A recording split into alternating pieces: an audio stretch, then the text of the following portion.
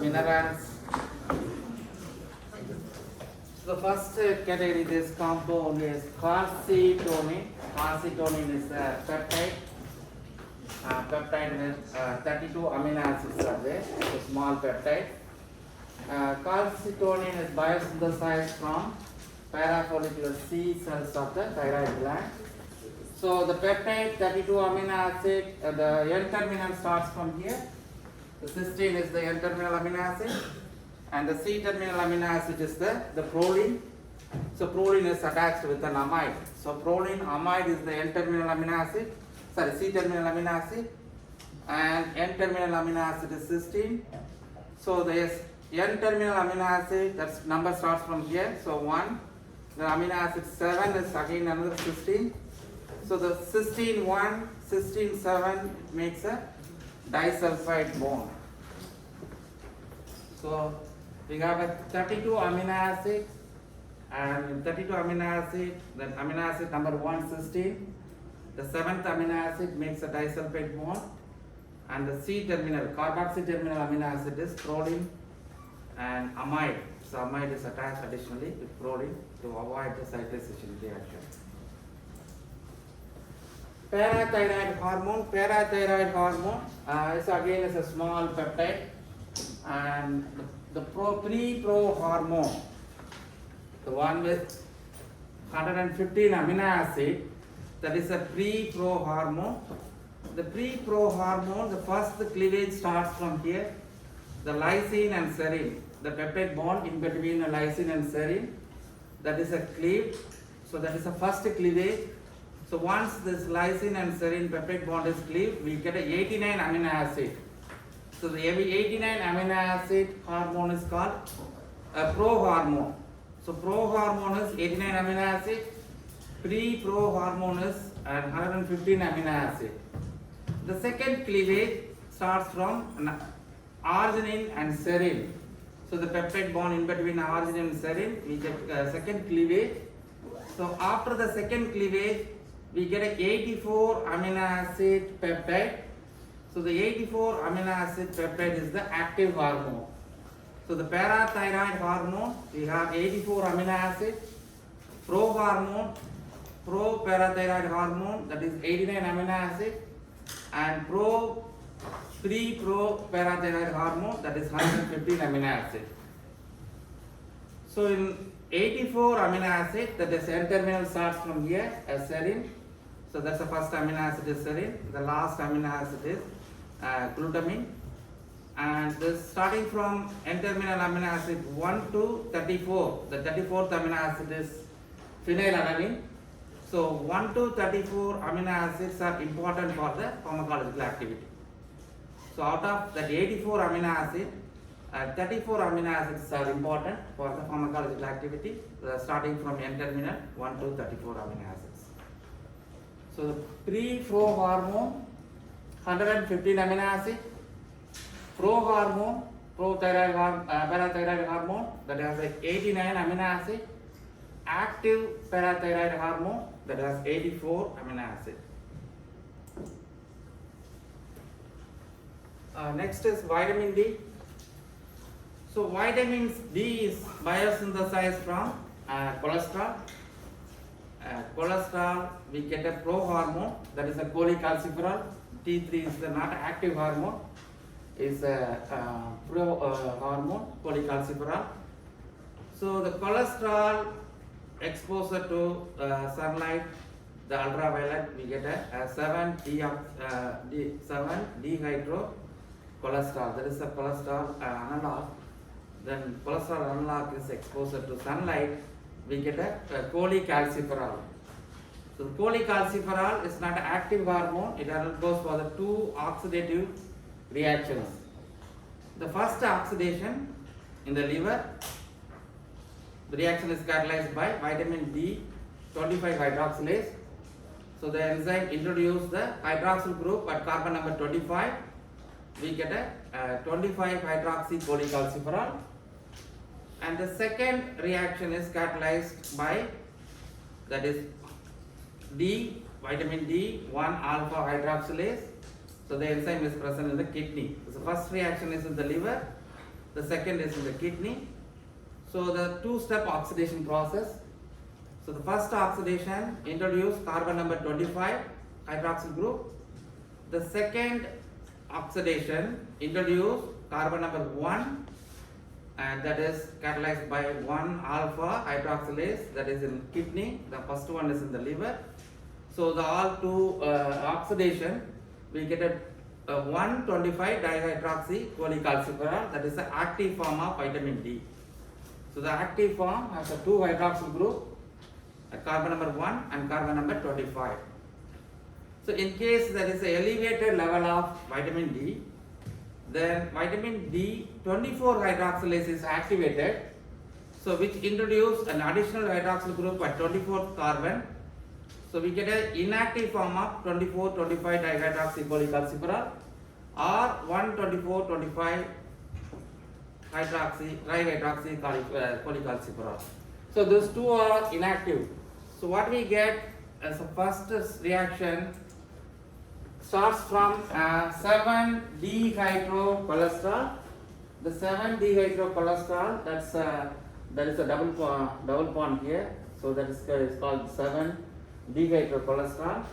And then exposure to sunlight, we get a cholecalciferol. So the cholecalciferol undergoes for the two-step oxidation. The first step oxidation, the cholecalciferol, which introduce an hydroxyl group, and here there is no hydroxyl here, so there is a hydroxylation here. We get a 25 hydroxy cholecalciferol, and the reaction is catalyzed by 25 hydroxylase and the liver. The second reaction is in kidney, so which introduce an additional hydroxyl group. So the additional hydroxyl group, we get a 125 dihydroxy cholecalciferol. So cholecalciferol is not an active hormone, it's a pro-hormone. 125 hydroxy cholecalciferol is the active hormone. There are two metabolites which are inactive, that is a 24,25 dihydroxy cholecalciferol and 1,24 and 25 trihydroxy cholecalciferol. Those two are metabolites are inactive. So the active one, 125. Those are the chemically modified analog, pericalcital and toxocalciferol. Those are chemically modified analogs. It's not a natural one. So the first one, pericalcital, is available for only IV. It's not suitable for oral. So only IV, and that is the active form of vitamin D. There is no activation required for this compound, pericalcital. Whereas toxocalciferol, it requires activation step. That's not an active compound, it's a prodrug. So we need an activation. After the activation, the compound is active and is suitable for oral. This compound is orally active. The toxocalciferol is orally active. Pericalcital is not orally active, it's an IV form and it's an active form. And toxocalciferol is inactive and is needed activation step, is a prodrug. So both are chemically very similar to vitamin D analogs. Next one is bisphosphonate.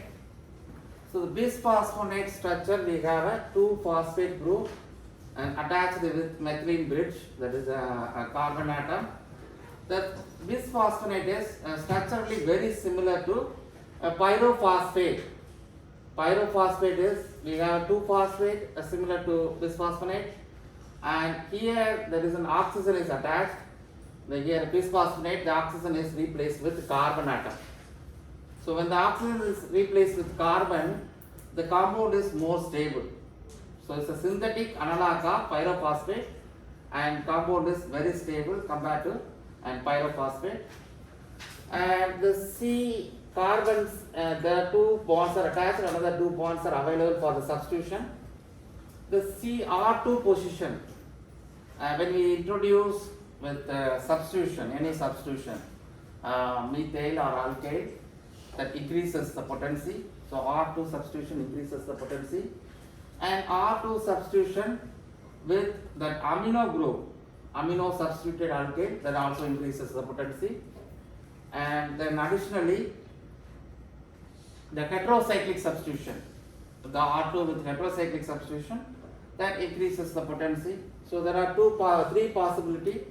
One with alkyl, that is a first generation compound. When you add that alkyl with amino, that's a second generation compound. When R2 is introduced with heterocycle, that's a third generation compound. The oral bioavailability for those bisphosphonate 1 to 5%, because this is very hydrophilic in nature. Compound is freely soluble in water. So that's the first generation compound. First generation compound, we have only methane substitution. First generation. The second generation, we have alkyl with amino. That's the second generation compound. So alkyl with amino, second generation. And this heterocycle substituted analogs. It's a pyridine, and here is imidazole, heterocycle substituted analog. Those are, we call it as a third generation compound. So first generation only alkyl, and second generation with alkyl with amino, third generation with heterocyclic atom. So comparison with the first and the second generation, the 1000 times more active when you have alkyl chain. So this is 1000 times more active than first generation. When you have a heterocyclic atom, third generation, so comparison with first generation, this one is 1000 to 5000 times more active compared to the first generation compounds. So that's the first generation, they introduced only an alkyl group, a methane. The second with alkyl amino, those are the second generation. Third, they introduced the heterocycles. So the comparison of first one, second one, the second generation compounds are 1000 times more active than first generation compound. The third generation compound, that's a pyridine or the imidazole substituted analogs. Those are the third generation compounds. Those are 1000 to 5000 times more active than compared to the first generation compound.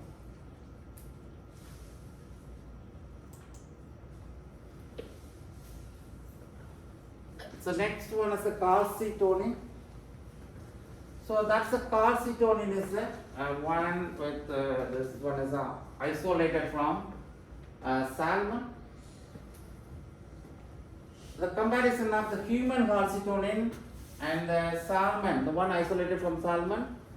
The salmon calcitonin is greater receptor affinity. The potency is very high. The compound has a longer half-life compared to the human one. The salmon calcitonin is more potent and longer half-life compared to the human calcitonin. Both compounds, the salmon calcitonin and the human calcitonin, both we have 32 amino acid. So that is a calcitonin isolated from the salmon. That's a human calcitonin. Both we have a 32 amino acid. Out of 32 amino acid, the 16 amino acids are different. The 16 amino acids are very similar, and the 16 amino acids are different. So starting from N-terminal, we have both same amino acid, cysteine. The next one, serine, we have a glycine. So that is a difference. And arginine, leucine, serine, threonine, cysteine, both are all same. And instead of valine, we have methionine. And leucine and glycine is same. And lysine, threonine, serine, we have a threonine, tyrosine, and threonine. So out of 32, 16 amino acids are same, human and salmon, and 16 amino acids are different. Compared to the human, the salmon calcitonin is 50 times more active in comparison with the human, and the longer duration of action, because the human one has a shorter duration of action. The one with salmon calcitonin has a longer duration of action. It does not cross the placenta, and it can cross the breast milk, and calcitonin, the one commercially available is the salmon calcitonin, but it's not isolated from the natural source. Now we have a synthetic calcitonin salmon. The same sequence is synthesized. That's the one commercially available. So synthetic salmon calcitonin is commercially available, and then, originally is isolated from the natural source. And both has a 32 amino acid, and the potency is 50 times more active compared to the human calcitonin. Dr. Selvam, Yeah. before you move forward, can you go to slide 8? Those two drugs at the end, you did really touch on. So you said the first one was the first generation, second generation, third generation, and that last one you didn't say anything. Yeah, this is also because it's a heterocyclic and aromatic, which also comes in the third generation. Third generation. And this is classified third generation. Okay. The reason is when you stop at only alkyl, that's the second generation. Alkyl with alkyl chain, that amino is attached with further alkyl chain, that comes in the third generation. Thank you.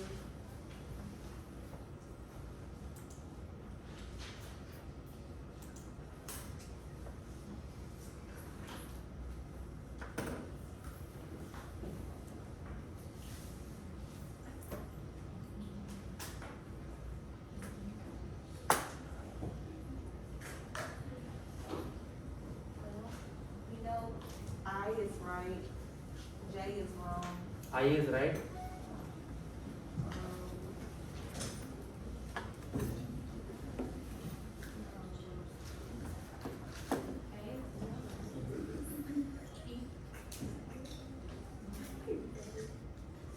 Yeah, E is right.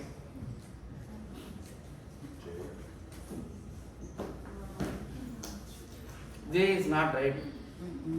Only I and E.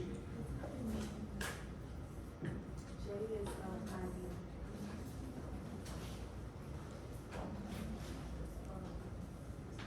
There's one more. One more. I, E. It's not A. No, prohormone is cholecalciferol.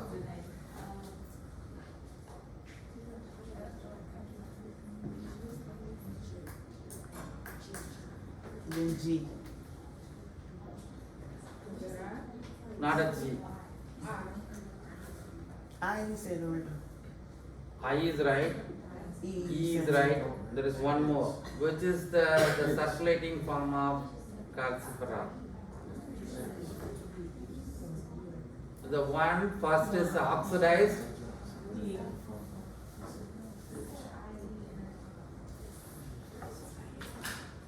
E is right. I and E. What about the next one?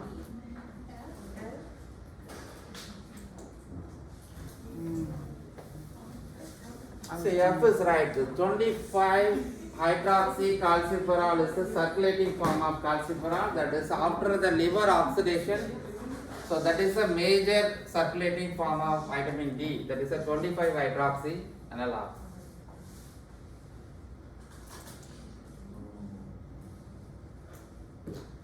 So we know it's a second generation, you said, right? Okay. And so it's B. Is it B? B. It's a second generation. Yeah. Is it D? Is it a weak acid? But this is acid, phosphate. Phosphate is acidic, right? Yeah. And what is this? Oh, it's a. Amphoteric. So it's neutral. And there is no chiral center. This is same substitution. There is no chiral center. Is a chiral compound. So it's a second generation biphosphonate and it's an amphoteric. So all biphosphonates all are amphoteric and all are achiral compound. There is no chiral center. Third generation. It's the third generation. Amphoteric is a achiral compound. It's all are same. So that's all. So total 13 questions for exam 4. 3 questions from today and 5 questions from diabetes, and 5 from that hypothalamus drugs, right? So 5 hypothalamus, 5 from diabetes, and 3 from today's one. So 13 questions. Wait, 3 from today? Today 3 questions. 5 from diabetes, 5 for the hypothalamus and pituitary gland disorders, right?